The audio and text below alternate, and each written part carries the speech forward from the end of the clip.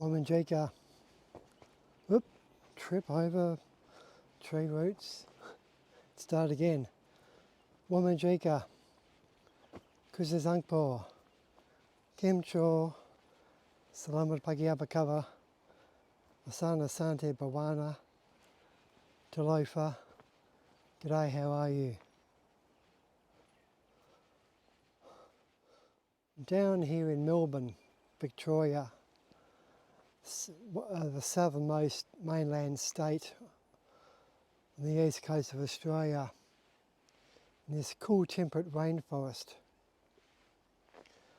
And I want to talk to you about humans and protection in the outdoors, in the bush. Whether you're a camper, hunter, logger, you're in a school group, a camping trip, canoeing, fishing, drone operator, filmer, film, photographer. I want to talk to you about how you can protect yourself and how vulnerable we are as a human race, Homo sapiens. So I'm talking to you about protection. How do we protect ourselves from the environment? Obviously we're a so-called modern human. We wear modern day clothing and footwear or hats or gloves. We carry weapons with us, modern humans, whether it's a Swiss Army knife or a hunting knife or a gun or a rifle or a pistol. They're man-made weapons. If we have the right to bear arms or if we're licensed, depending on the country you're in.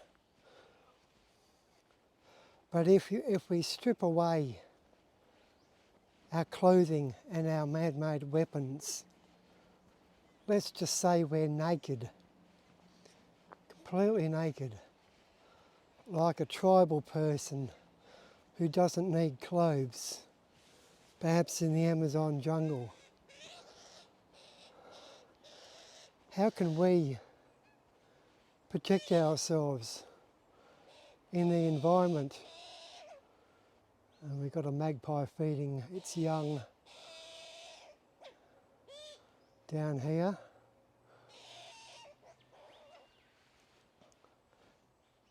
You're okay. So how can we protect ourselves? What are we protecting ourselves from?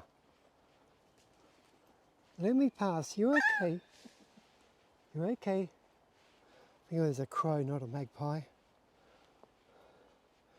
How do we protect ourselves? What are we protecting ourselves against? Even stuff like suntan lotion or sunglasses. We're protecting ourselves against the environment. Now here's a question. Why do we need that protection? Why don't we have automatic protection from the sun, i.e. sunglasses and suntan lotion? Okay, all of the animals in the world, and I class humans as an animal, we aren't anything special, people, or perhaps we are. That's why we have to have these added protections. I want you to look into that seriously. We are not who we think we are, people. Anyway, I'm going off topic, or slightly to the left field.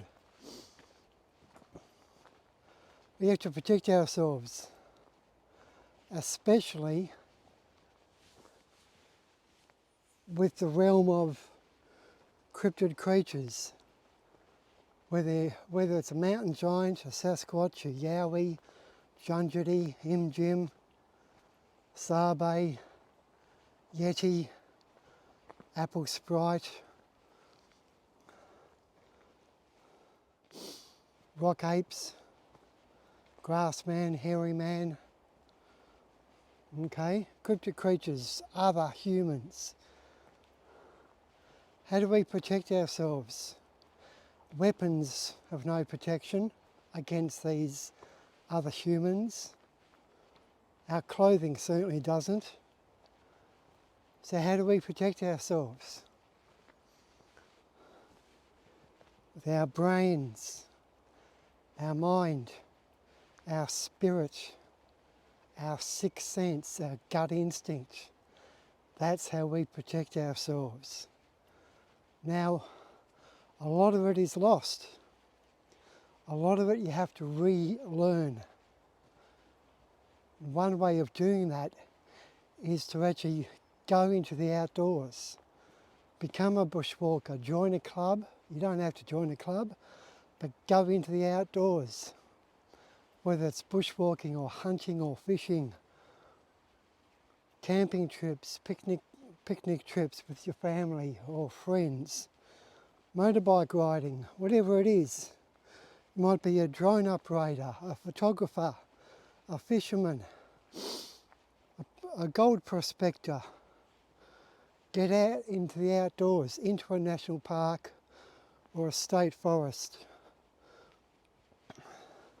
and just be with nature. Pick up on the vibes, pick up on the smells, the sounds. Listen, smell,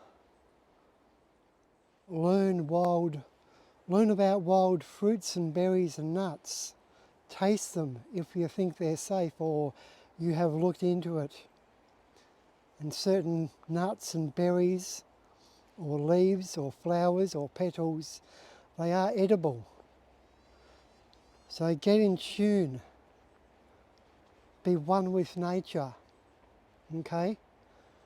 That's how we can protect ourselves against these other humans. Being one, learning, observing, observe other animals, get to know, for example, with birds, get to know their call signs. Birds make a whole variety of noises. Sometimes they're imitated. Why are they imitated? Okay? Whether it's eagles or crows or magpies or any other bird life.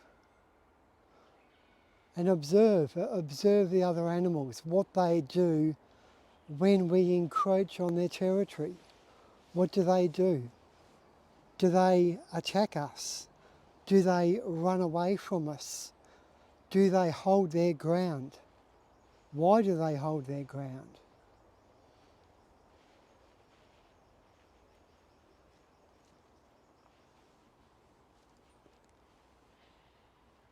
Something's in the bracken here.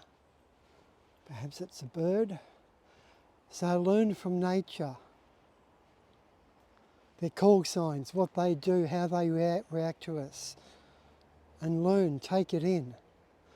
But another way of protecting ourselves, as I said before, is with our mind, with our brain, with our intuition, with our instinct, our gut instinct. That'll tell us a lot. That'll tell ourselves to get out if we're in danger, our sixth sense. Sometimes we can pick up on it before it happens. And I hope that's true for a lot of us. If in doubt, turn around and walk along the same path to get out. Don't bush bash. Don't take a shortcut through scrubland or through a desert or through a barren landscape of rocks and sand dunes or snowfields. Go back along the same track you came. But use our gut instinct. That's our only protection. Weapons, guns and knives, or or even a walking stick, it's no protection against these cryptid humans at all. They're faster, they're stronger, they're smarter, they use mind speak, they project emotions, they shapeshift, they cloak. They are tenfold a lot more powerful than us humans.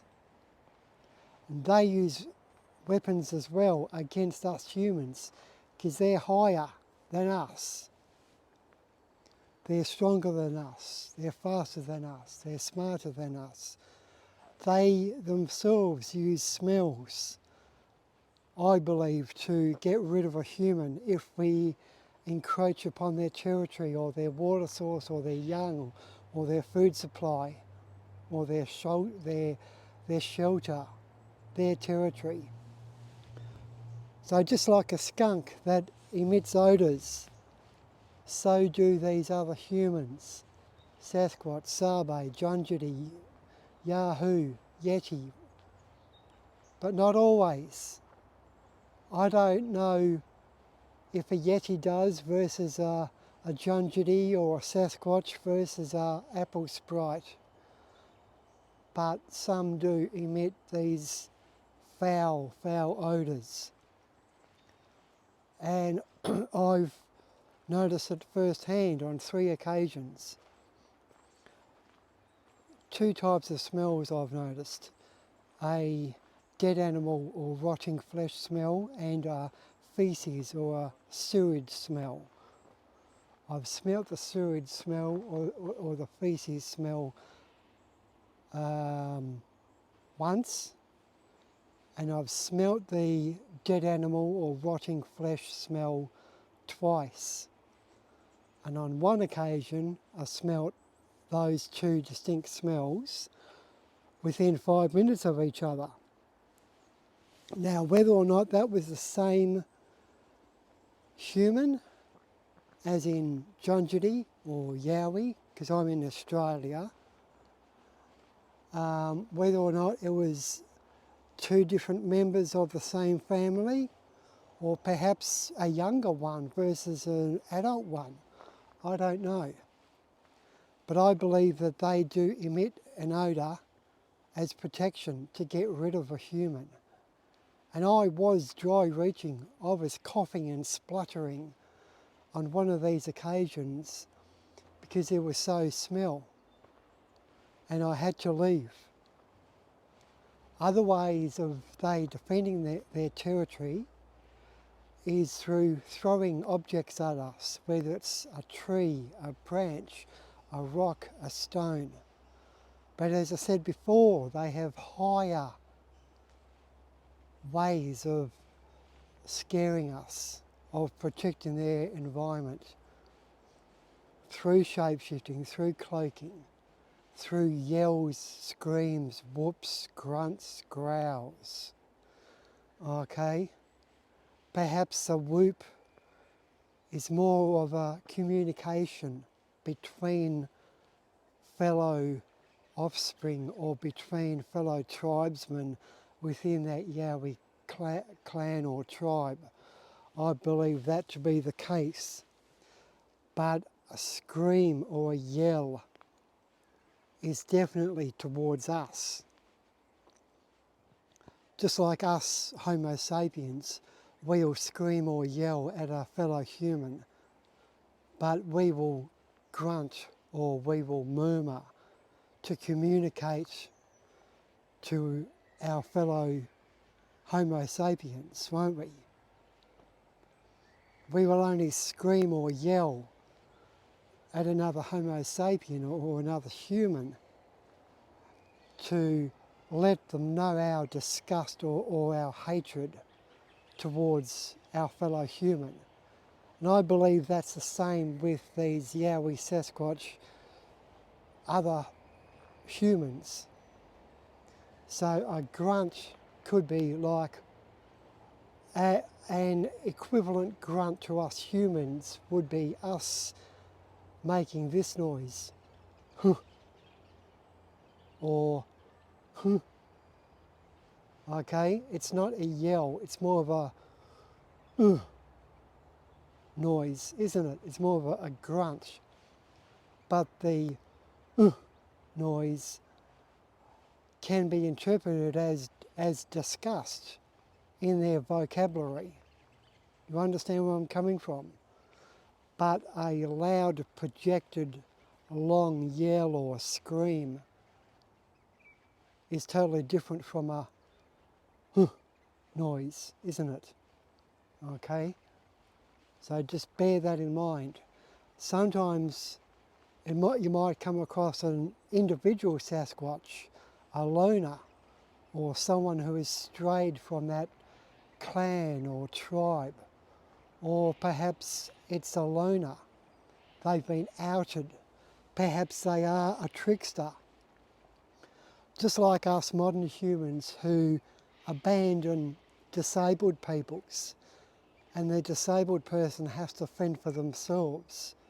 You might come across a disabled Sasquatch or Sabe or Yeti or Bigfoot human. Or they've been ousted, they've been thrown out of their tribe for whatever reason. They're an outcast, they're a loner.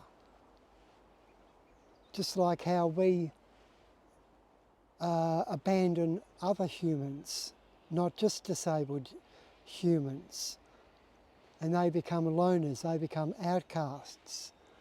Perhaps they have evil intentions and us humans steer clear of that evil human, and they're an outcast. Okay, same with these other humans, Sasquatch, Yowie, Sabe, Bigfoot, Yeti, Junjiti, Mountain Giant, Apple Sprite, Grassman, Rock Apes. They're just like us. They have the same emotions as us. They protect their young the same as us protecting our young. Or their water source. If someone comes in and invades our property, comes to our front door banging loudly and trying to break in, we will defend our territory. We will yell at them. That's what they're doing to us, these other humans. They're protecting their territory. This is their house. This is their land. This is their backyard or front yard. This is where they get their food from.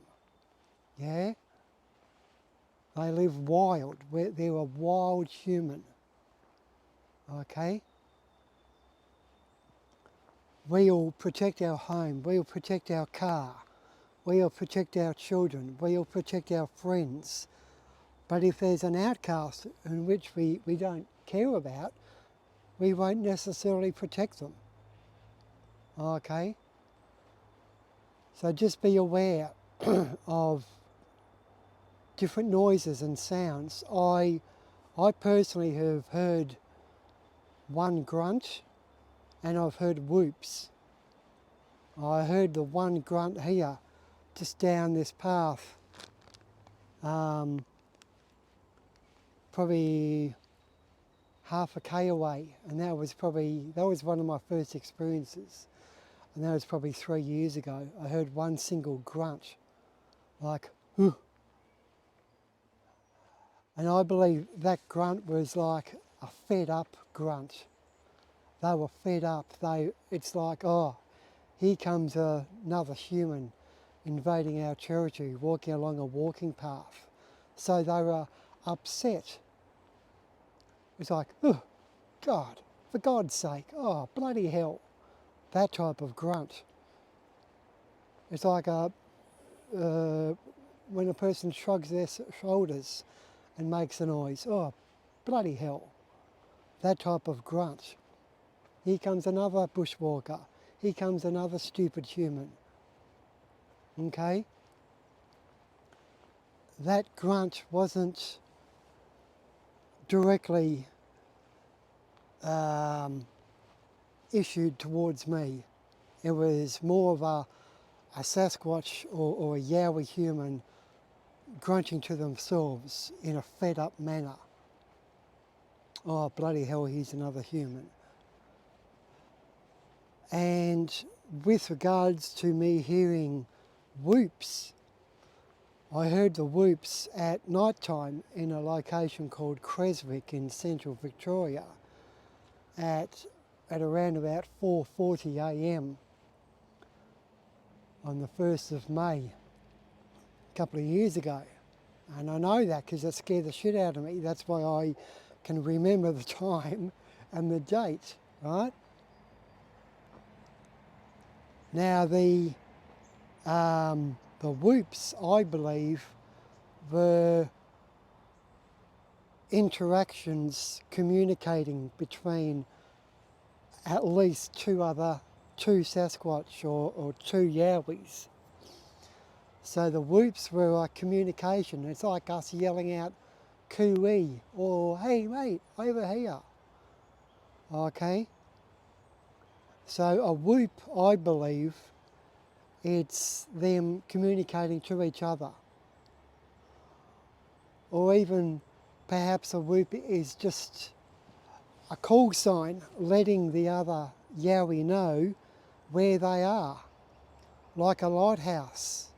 Well, a lighthouse is a bad connotation, like a cooey, and then the other Yowie yells out a cooey, so they know how distant they are apart from each other. But a growl or a scream or a yell is intended towards us. Okay, so I believe a grunt is a fed up type of noise, singular to itself, and a whoop is a audible communication between two or more Yowies. But definitely a scream or a yell is directed towards another individual, against an enemy. Okay, that's a scream. Like I said before, if we're yelling, if someone is breaking into our home, we will yell at the other human.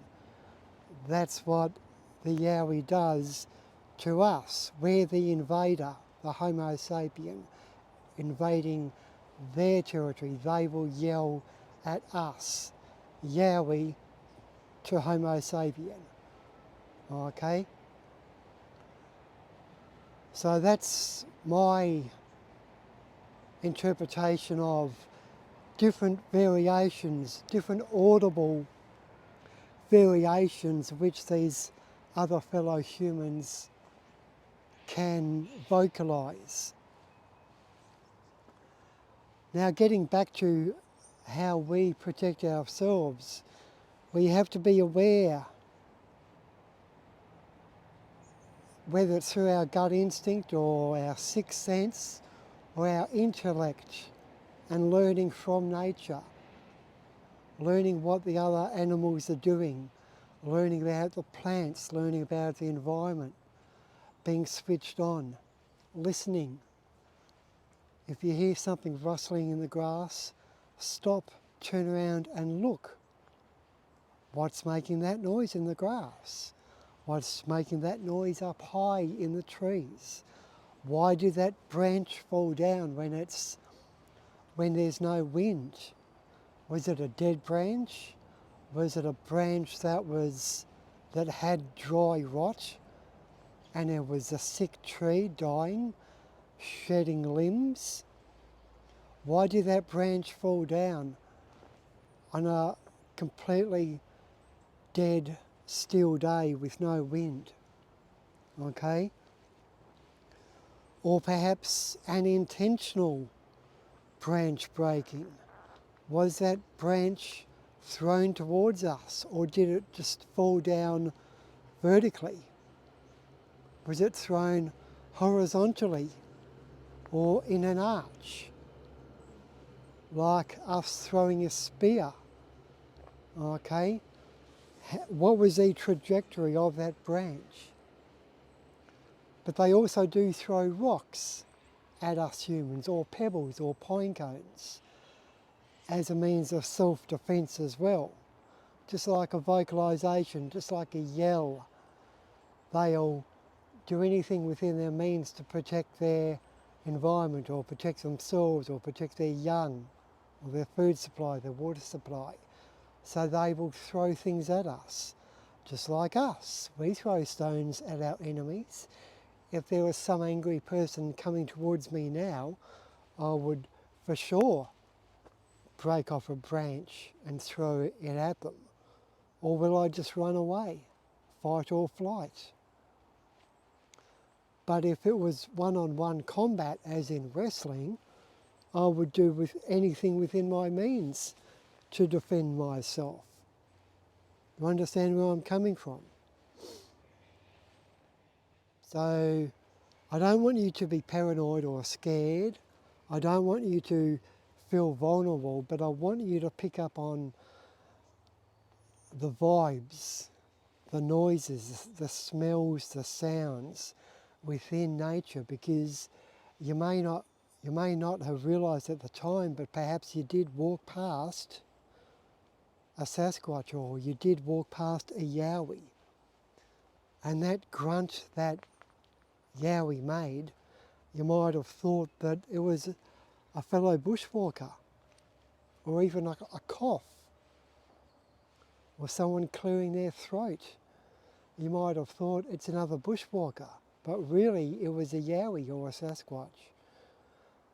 So I want you to be aware, be switched on, but especially get to know your gut instinct.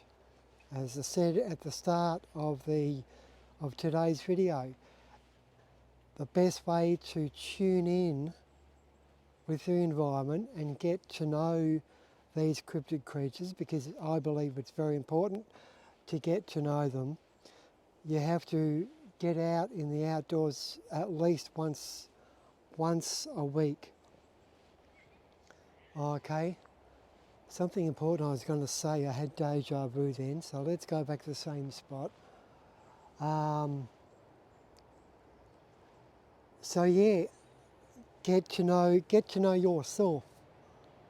That's what I think I was thinking of. You have to get to know yourself and your strengths and your weaknesses. Just like now. Okay, I thought I heard something then. Okay. Understand your vulnerability. We are not the strongest, smartest, fastest human on earth. They are. And pick up on it. Know when a rock's been thrown at us, or when our tree breaks, or a certain smell, or a certain vocalisation, or a certain gut instinct. You might not have anything happen like a rock thrown or a smell. You might purely have a gut instinct, a vibe. Shit, I don't feel safe here. Why don't I feel safe? Well, that's your gut instinct, your sixth sense telling you, get out. That's what you have to ultimately navigate towards. Know your own vulnerabilities, listen to your gut instinct. And the more times you are out in the outdoors, in a state park or a national park or a forest, or up in the highlands, snow skiing or fishing or whatever, you have to understand and listen to yourself with regards to gut instinct, okay? And act upon it. Don't just walk along a bush track and feel vulnerable, a sixth sense, oh, something's wrong here, and keep on walking. Your gut instinct is saying, oi, stupid, stop, turn around and walk the other way, because you're heading towards danger. There's nothing wrong with turning around, walking the other way, and going back next week or next month. Nothing wrong with that at all. Or driving to another location, 10 k's away or 20 k's away, or just simply driving home. I don't care if you've just started to set off on a 20k hike. If you get a gut instinct, imminent danger, something's wrong, I feel scared, something's watching me, well then turn around and head the other way. And something is watching me happens very, very often. More often than people wish to care about or wish to talk about to other humans. There's nothing wrong with that. Okay? Now, as I said before, I don't want to make you scared or paranoid, but it's a learning curve.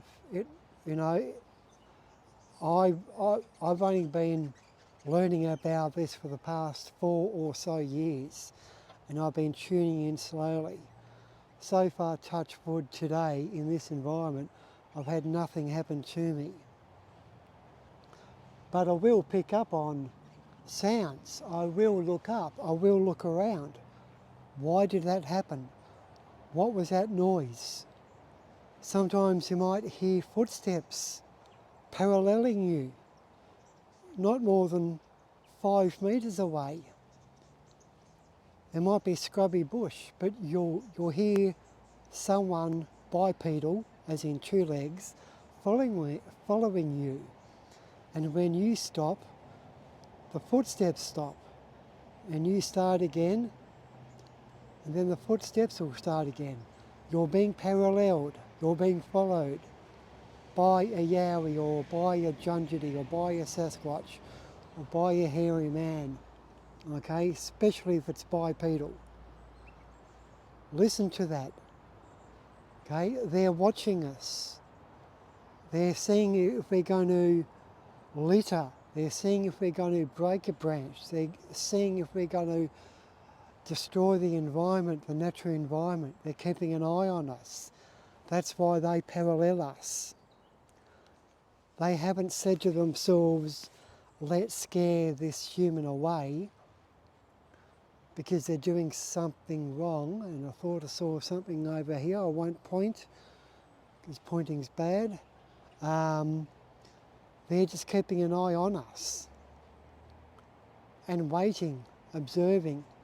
And if we do something wrong, then they will yell at us. So being paralleled isn't necessarily bad. You're certainly vulnerable, but if you are paralleled with footsteps, or in my case, or one of my cases, I've had breaking branches falling next to me, lower and lower and lower, you have to be aware of that. Yes, I am being paralleled. And I made sure that I got out of that environment because the branches were getting lower and lower and lower. They were up in a tree, up high, and gradually getting lower and lower. And I felt very, very vulnerable, and that was here. Especially when it got down to ground level. I walked very fast towards the car park, towards the car, to get out. Hey. So I'm going to leave it at that. But it is very important to get to know yourself, get to know the bush, tune into your gut instinct and observe nature. What is nature doing? Are they communicating to me? Okay? And also it's very important, sometimes people get sick or they feel ill very easily as well. That could potentially be some sort of portal. And that has happened to me here in this location as well, in Belgrave in Victoria. I suddenly felt ill. I suddenly became weak at the knees. Okay? It's telling you something. Perhaps it was projected emotion, but perhaps also it could have been a portal. Okay, or some splitting of the I can't think of the terminology, splitting of the frequencies, splitting of the time zones in that particular area. Loss of time and time travel, if that makes sense to you. Okay, so tune in, be aware. Why am I fainting? Why do I feel sick all of a sudden? Why am I dry reaching and coughing all of a sudden? What is that awful smell? What's the, who is making those footsteps next to me? Why did that branch break? Or two branches breaking? What's happening to me? Am I being followed? Is it a shape-shifting, cloaking human? Is it a portal? You know? So there's a whole variety of ailments or a whole variety of things that can happen to you. So you just have to navigate, you just have to listen to yourself, listen to your sixth sense and get to know your inner self so you can make the right decisions and cope with the situation you're in. All right, I'm going to leave it at that. I'll probably confuse you enough as it is. For some people I've made perfect sense and that's good. But please listen to your gut instinct. And please get out more and tune in.